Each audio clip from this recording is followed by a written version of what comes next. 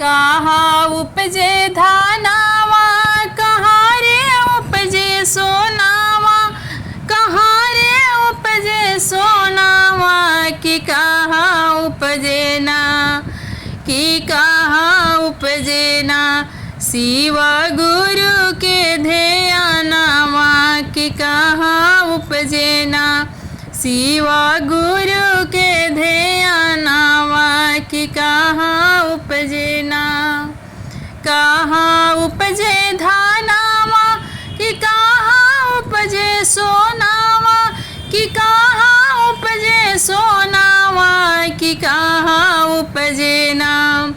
कि कहाँ उपजे ना, शिव गुरु के ध्यानवा, कि कहाँ उपजे ना, शिव गुरु के ध्यानवा, कि कहाँ उपजे ना। खेते उपजे धानावा,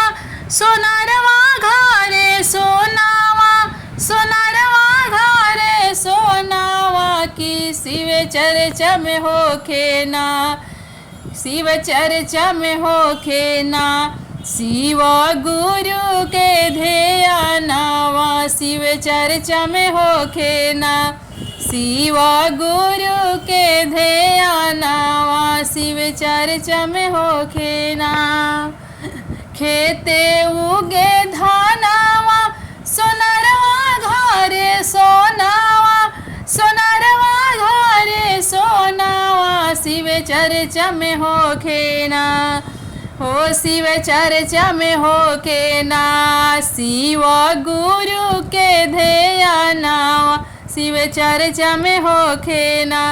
शिव गुरु के ध्यानवा, शिव चर्चा में होखे ना। कहाँ रखबो धानावा,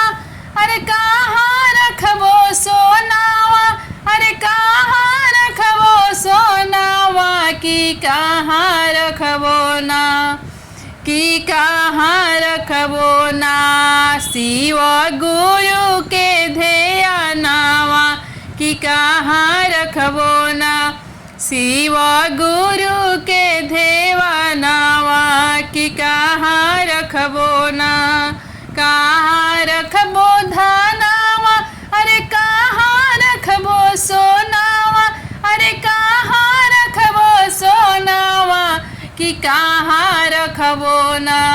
शिव गुरु के ध्यानवा,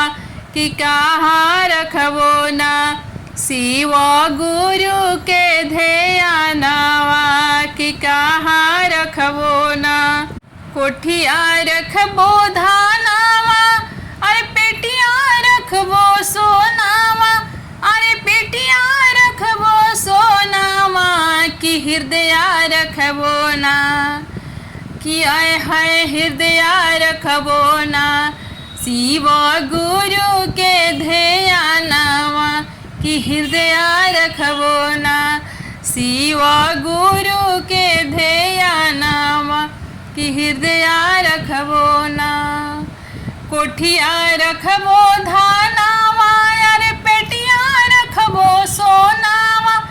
अरे पेटिया रखबो सोनावा, कि हृदय बसैबो ना, हो कि हृदय में रखबो ना, शिव गुरु के ध्यानवा, कि हृदय में रखबो ना, शिव गुरु के ध्यानवा, कि हृदय में रखबो ना,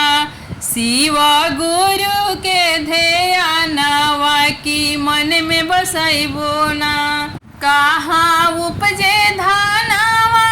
कि कहाँ उपजे सोनावा,